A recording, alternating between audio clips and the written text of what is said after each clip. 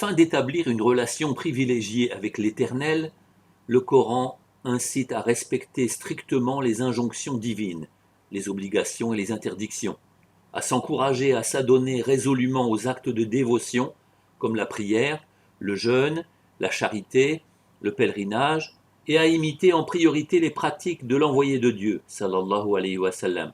sans pour autant tomber dans l'obsession.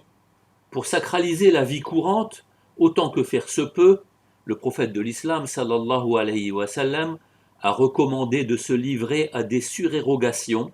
notamment dans les pratiques rituelles, en privilégiant certains usages et comportements, comme de faire précéder nombre d'actes profanes par des invocations religieuses ou de donner la préséance à la droite pour manger, boire, se vêtir, se chausser, dormir.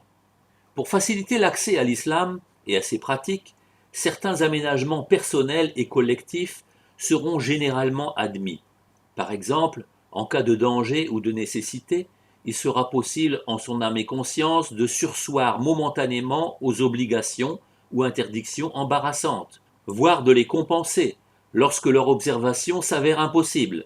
Plus précisément, bien que les offices de prière soient prescrits à des moments précis de la journée, ils pourront être raccourcis, rassemblés, avancés ou retardés en cas de voyage, de maladie, d'affrontements guerriers ou autre empêchement. Et pour des raisons similaires, le jeûne obligatoire du mois de Ramadan pourra être différé ou indemnisé.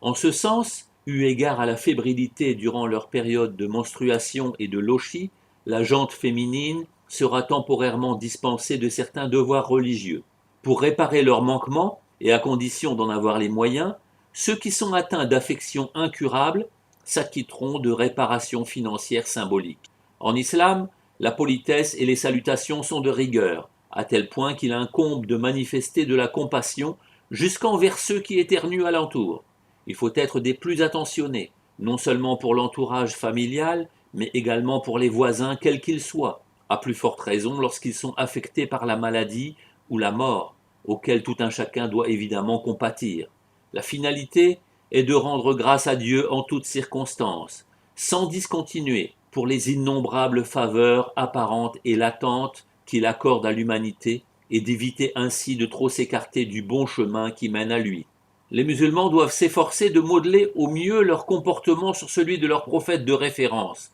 Muhammad sallallahu alayhi wa sallam, dans de nombreux domaines. Comme Dieu n'impose à personne l'irréalisable, les bonnes volontés trouveront toujours le moyen de pratiquer les préceptes de leur religion, même les plus ardus, d'autant plus que nombre d'accommodements permettent d'y satisfaire pleinement.